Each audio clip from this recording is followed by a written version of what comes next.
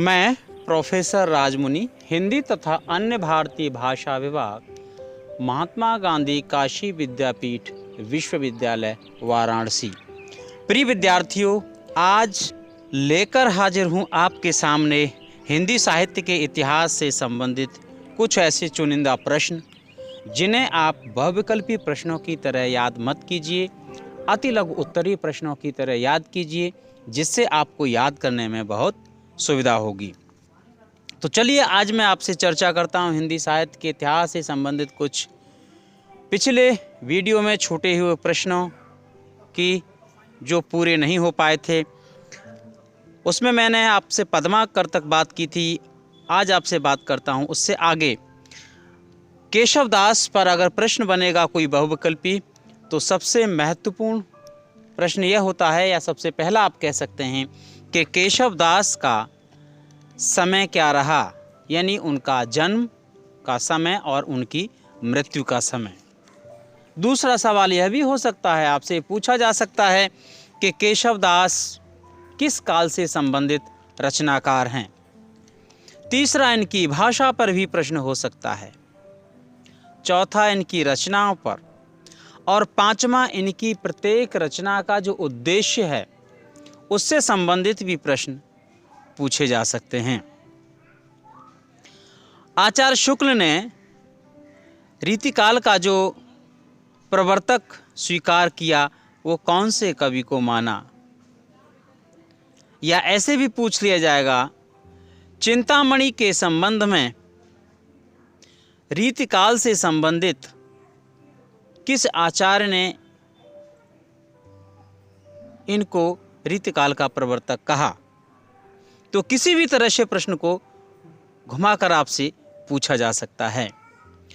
कवि, शिक्षक, आचार्य जो कहा जाता है, वह रीतिकाल के कौन से ग्रंथकारों को लेकर कहा जाता है, यह प्रश्न बड़ा महत्वपूर्ण हो जाता है।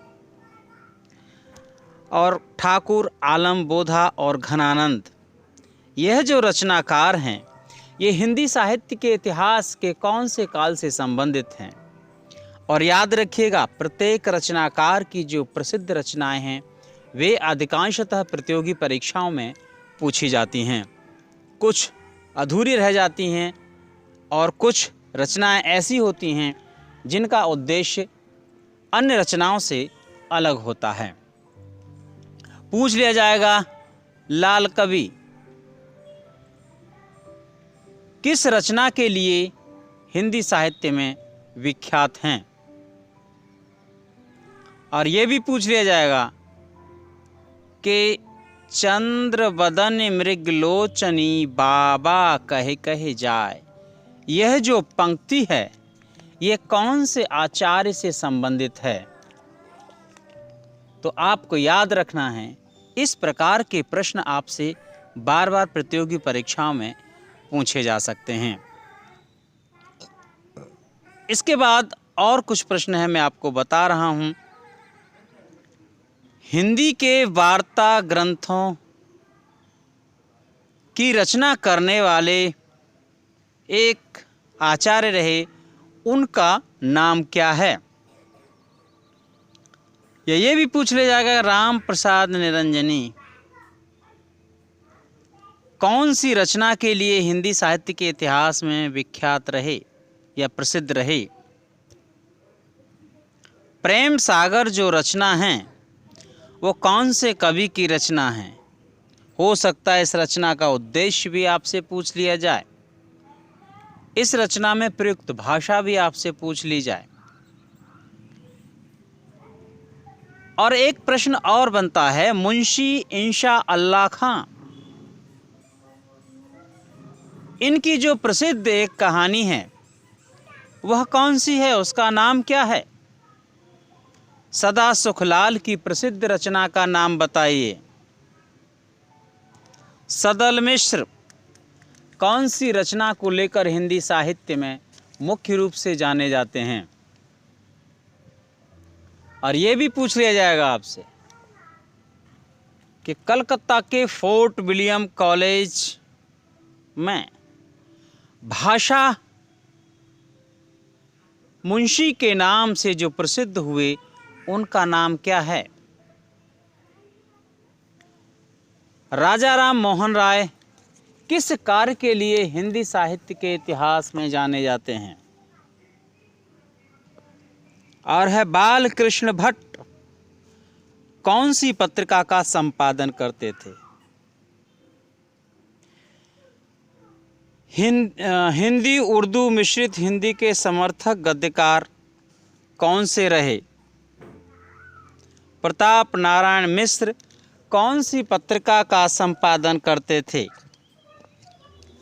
आप याद रखिएगा, जितने प्रश्न मैं आपसे कह रहा हूँ इन प्रश्नों को फिर आपको याद दिला देता हूँ। एक बार पुनः ध्यान से सुनिएगा। जितने भी प्रश्न आपको याद करने हैं उन सभी प्रश्नों को इसी तरह से याद करना है आपको। अगर कोई रचनाकार है तो उस रचनाकार का चित्र बनाइए और उनकी रचना है, उस रचना का उद्देश्य क्या है। जैसे मान लीजिए राजनीति से संबंधित है तो आप राजनीति से संबंधित कोई प्रतीक बनाइए छोटा सा और उस रचना के पास लिख दीजिए। और आपको करना क्या है, उस कवि की जो रचनाएं हैं तो सबसे पहले एक बड़ा घेरा बनाइए, उस घेरे के अंदर उन रचनाओं को लिख दीजिए और प्रत्येक रचनाओं को 5 या 6 रचनाएं उसमें लिखिएगा। लेफ्ट साइड में कुछ रचनाओं के नाम रहें और कुछ राइट साइड में रहें। इसी तरह से आपको याद करना है। अब आगे आपको बताते हैं। ये भी पूछ लिया जाएगा कि भारतेंदु युग की जो समय सीमा है वो क्या है।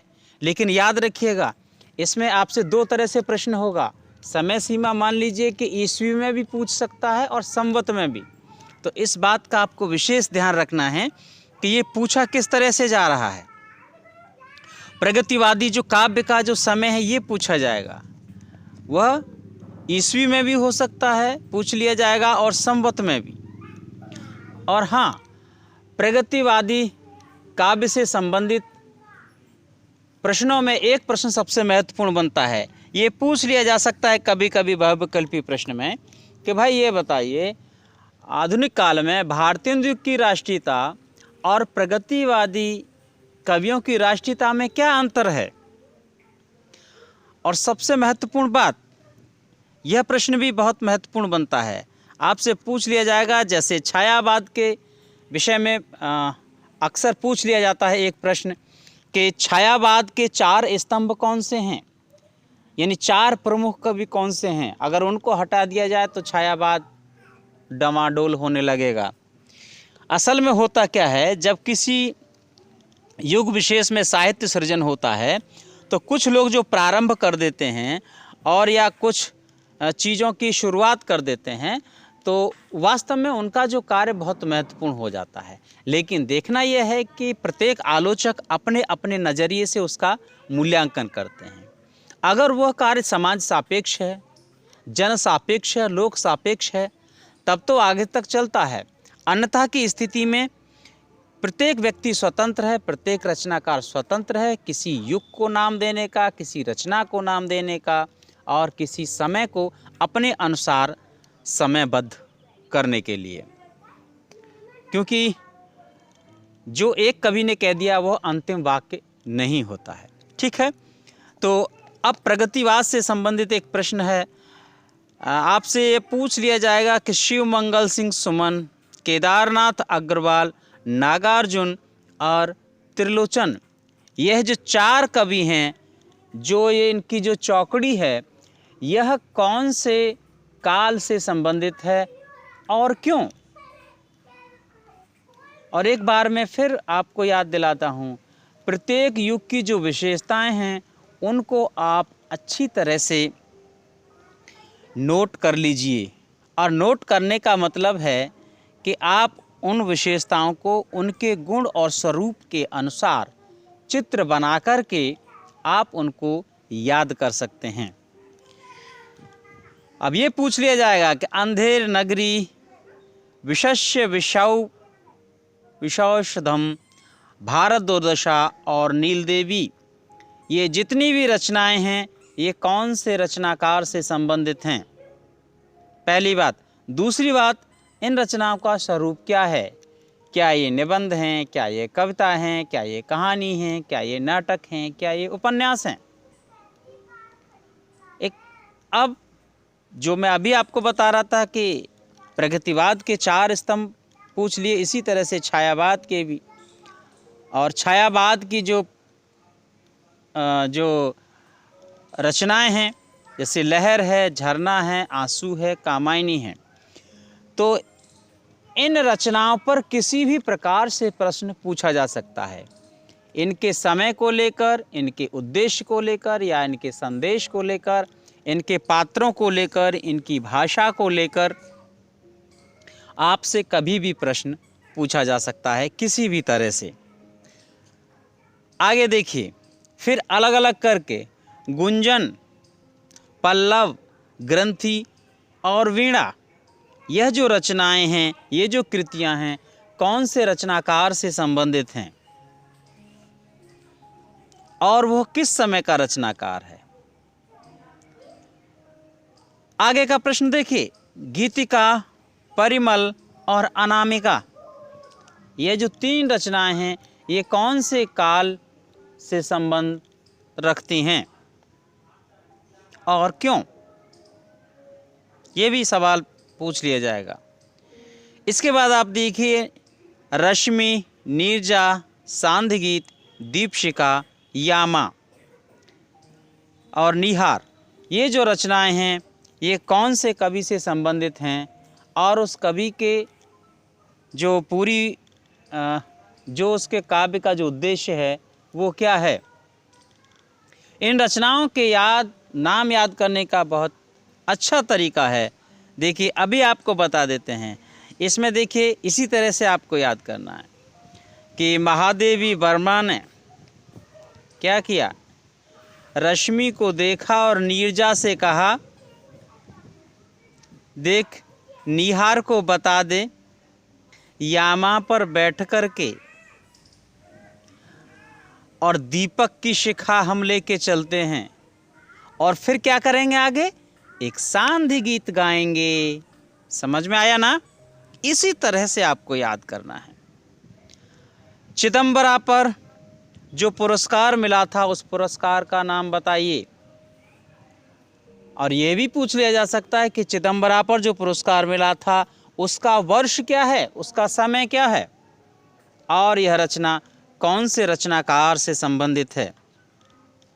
इसी प्रकार दिनकर की रचनाओं से संबंधित भी प्रश्न पूछ लिए जाते हैं, जिनमें बहुत चर्चित रचना है उर्वशी। तो उर्वशी की भाषा पर, उसमें कितने अंक हैं, उसका उद्देश्य क्या है, और ये कौन से कवि की है, इस तरह के प्रश्न भी इस पर पूछ लिए जाएंगे। फिर आइए आगे चलते हैं। हालावाद के प्रवर्तक कौन हैं, यह प्रश्न बनता है। और दूसरा सवाल यहीं पर यह भी बन जाता है, निशा, निमंत्रण, मधुबाला और मधुशाला, यह जो रचनाएं हैं कौन से कवि से संबंधित हैं। तो आप बता देना भाई कि देखिए, हरिवंश राय बच्चन ने मधुबाला को मधुशाला के पास निमंत्रण तो दिया, लेकिन क्या हो चुका था उस समय, निशा हो गई थी। अगर निशा न होती तो शायद मधुबाला मिल जाती बच्चन को। ठीक है, आगे फिर देखें। यामा पर जो पुरस्कार दिया गया था, उसका नाम बताइए, उसका समय भी बताइए, और सबसे खास बात, यह जो रचना है कौन से रचनाकार से संबंधित है। फिर देखिए, प्रयोगवादी जो कविता है उसकी समय सीमा क्या है, संवत में भी पूछ ली जाएगी और ईस्वी में भी।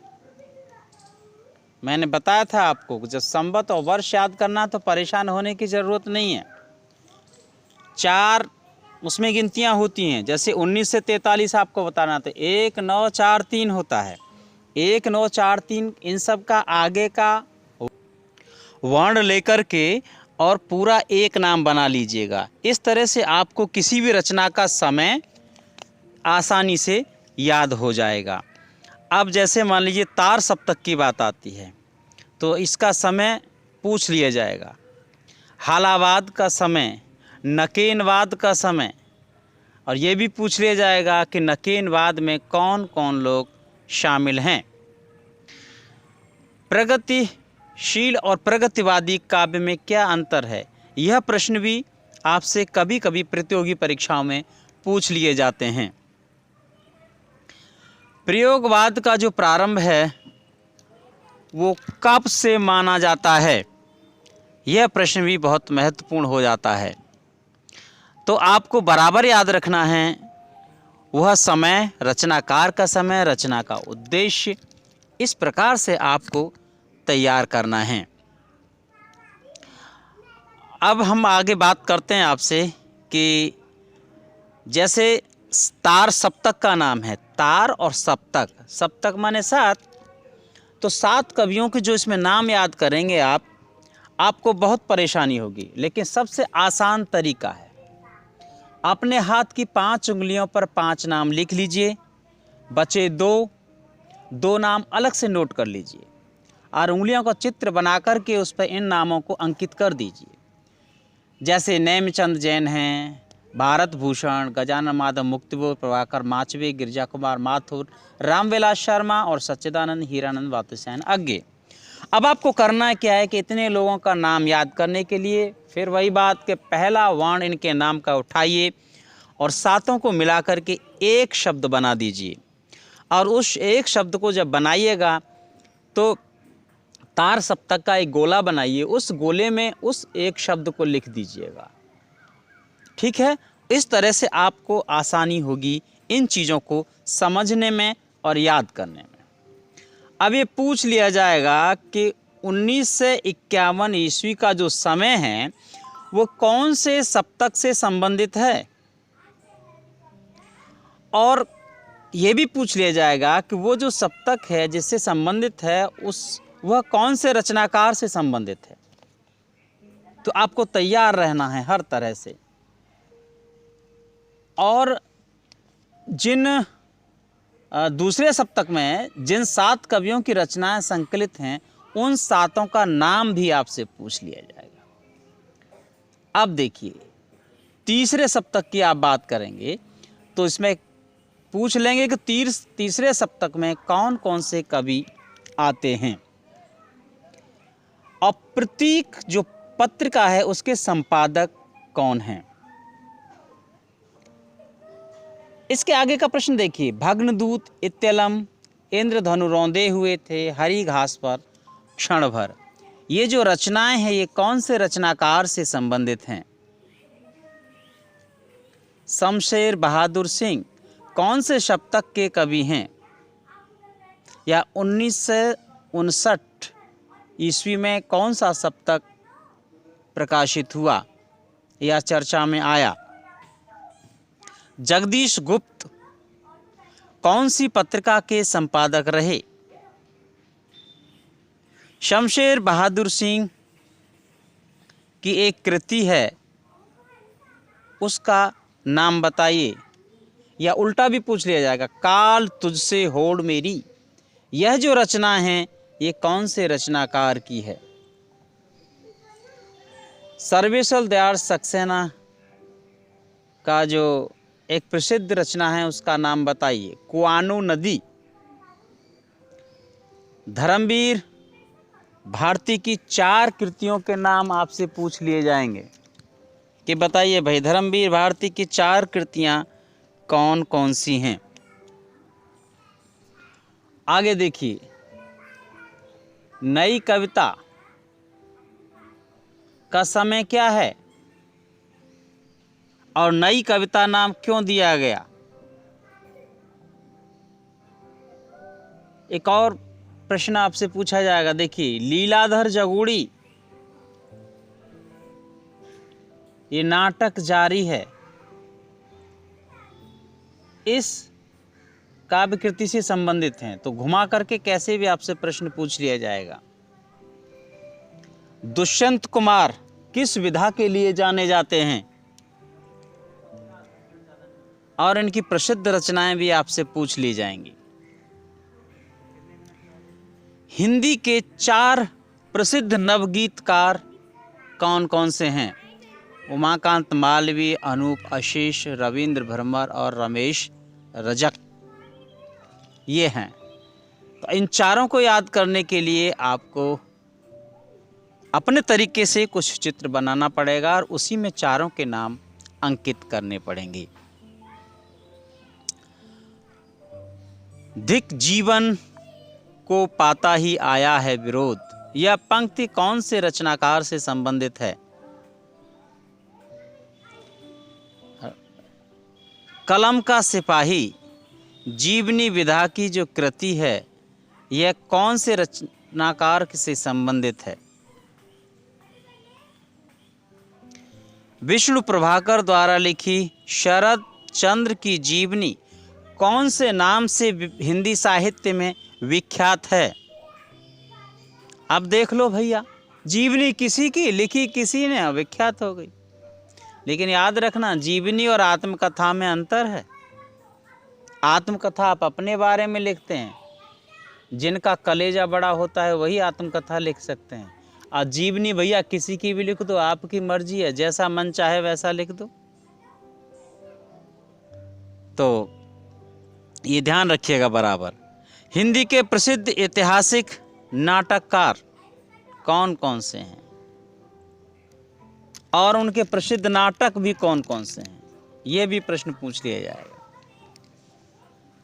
लहरों के राजहंस, आधे अधूरे, आषाढ़ का एक दिन, यह जो कृतियां हैं कौन से रचनाकार से संबंधित हैं?